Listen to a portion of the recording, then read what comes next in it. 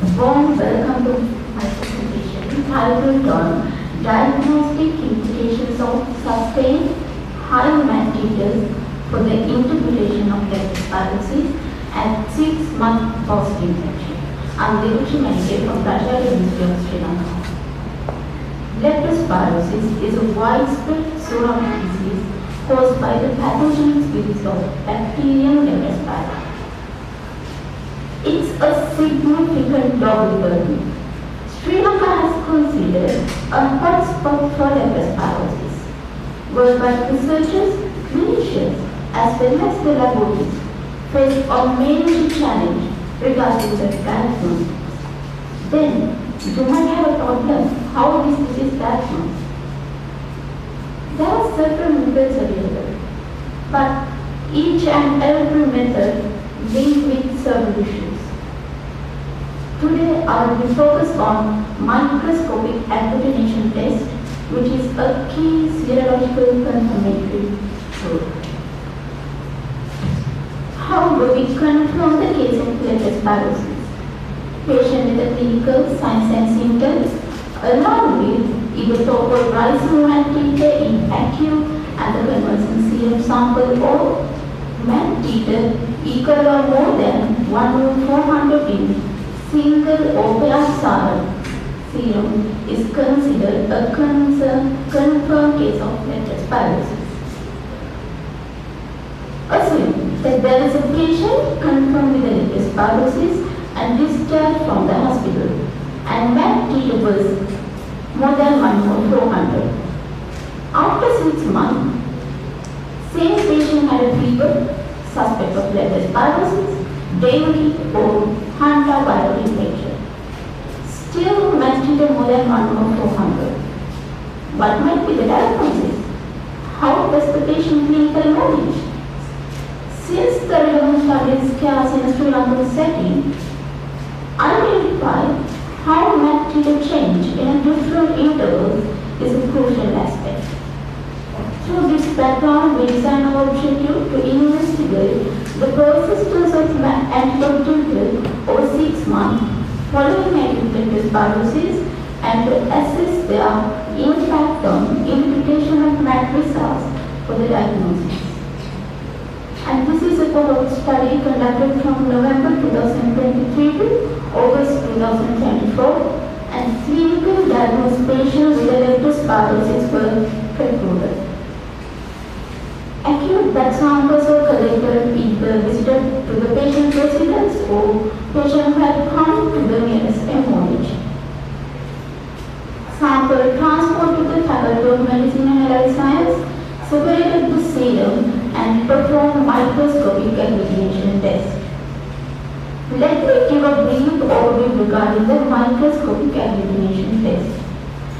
Agglutination of antibodies present in patient serum and the live antigen observed under the dark microscope.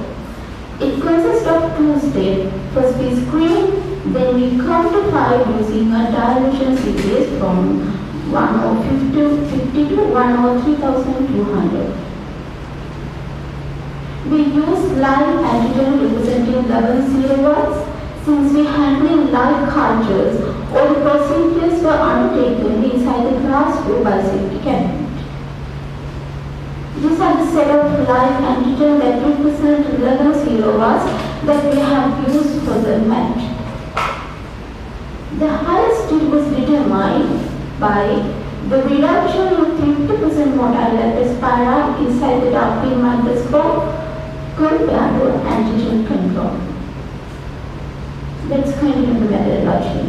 Patient with acute titre equal to more than 1/400, follow-up at 6 months, and a 6-month follow-up blood samples collected, and a match was performed using a paired serum. It means at 6 months we perform both acute sample as well as the 6-month follow-up samples parallelly. Let's move to the results section. There are 18 individuals with both acute and 6-month follow-up samples. And this graph illustrates the maximum titre in the acute and 6-month samples of each individual. Blue dot represents the maximum titre in the acute sample represent the maximum titer in the 6-month samples of the same patient. The common reactive sequence in the acute samples include Leptospirosis interrogal, Seroa bratislava, Seroa icteromyalgia, Seroa canicola, Seroa beta and Leptospirosis centrosi, Seroa georgia. Out of them, Leptospirosis interrogal, Seroa bratislava, Leptospirosis interrogal, Seroa icteromyalgia with the predominant reactive sequence in the acute sample. By 6 months, the predominant reactive was limited to a single Seroa, and that was Leptospirosis interrogal, Seroa bratislava. It indicates that the cross-reactive antibodies disappear by the 6th month and retain high antibody titers for single Seroa. And this bar graph summarizes the maximum titer at 6-month follow-up samples. There are 42 individuals have titer equal or more than 1 to 400 with no febrile illness throughout this 6-month period. These are the conclusion emerged from our research. Persistent high lab titer at 6 months post-infection indicate a sustained immune response with a high titer, potentially misclassification of past infection as acute leptospirosis. In endemic region, medical cells should be interpreted with a clinical suspicion to improve the diagnostic accuracy, and we need to redefine and cut off titers for acute infection in a high endemic region. These are the type of references that I have used for this presentation, and I wish to acknowledge those who have support and guide me.